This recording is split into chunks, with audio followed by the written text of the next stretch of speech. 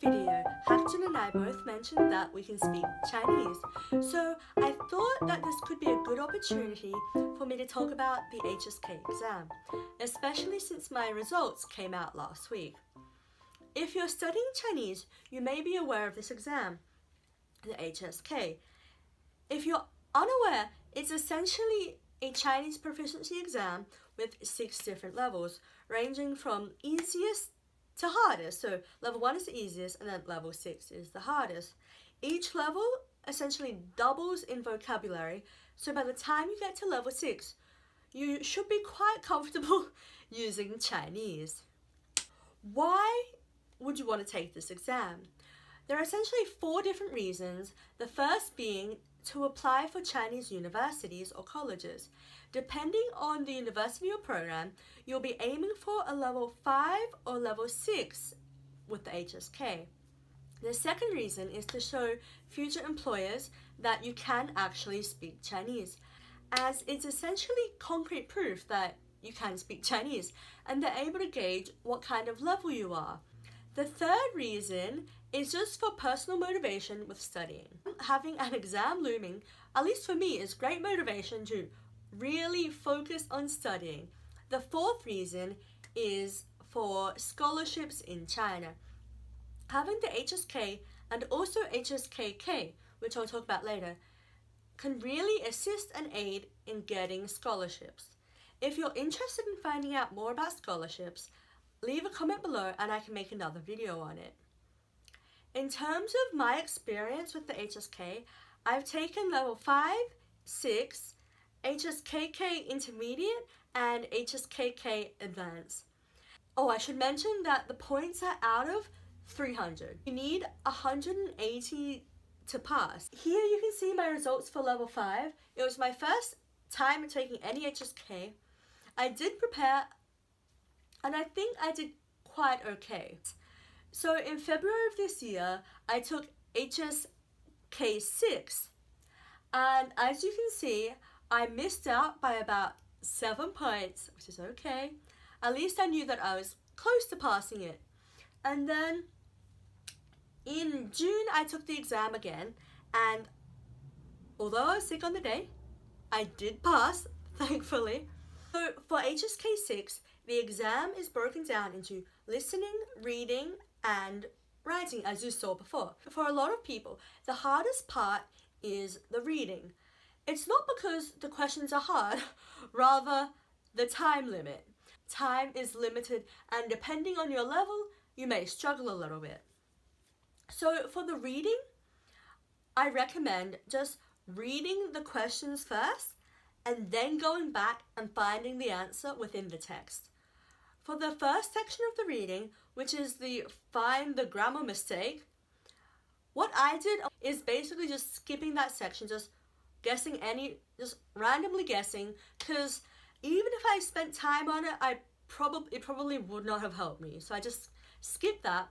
Then the other reading, it wasn't hard, it was just time restrictions. So just keep focused and read the questions first. For the listening, most of it was quite okay. The only issue is that you can only listen to it once. So if you zone out or anything, it's gone. So I recommend when you're practicing, practice in an area where you're a little bit distracted, like a coffee shop or just somewhere distracting, so that you have to practice focusing 100%. Then in the exam, if you're nervous or distracted, you'll have already practiced for this moment, so you'll be able to just focus and get the answer.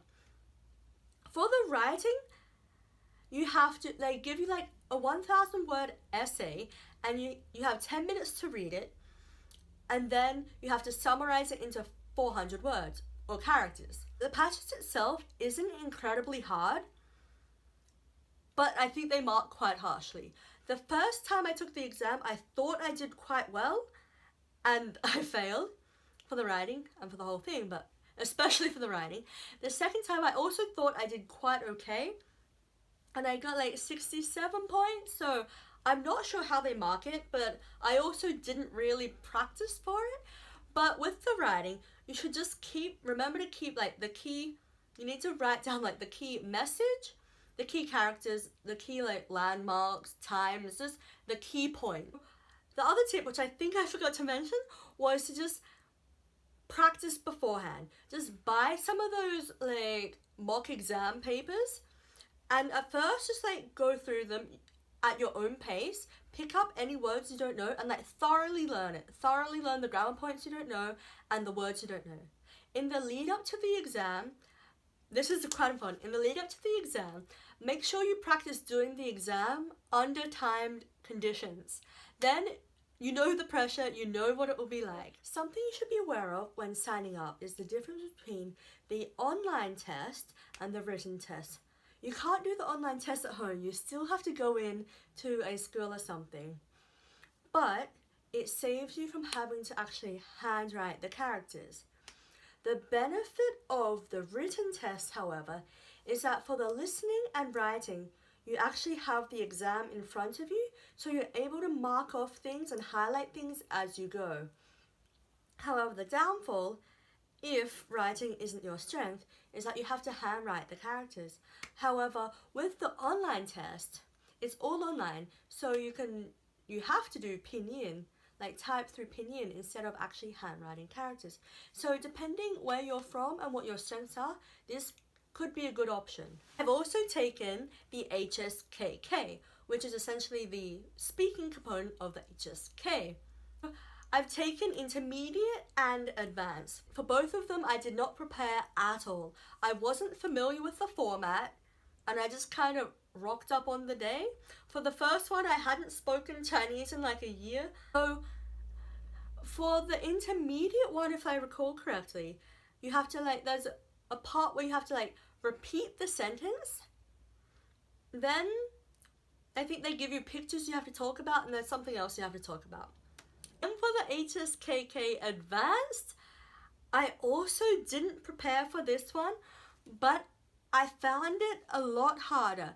This is meant to be like HSK 5 and 6 combined, but I thought it was quite difficult. Didn't prepare at all, but still, the first section, you have to repeat the passage, and it's like, I think 3 of them, and then the second and third sections were okay. The second section was you have to just like read aloud a passage.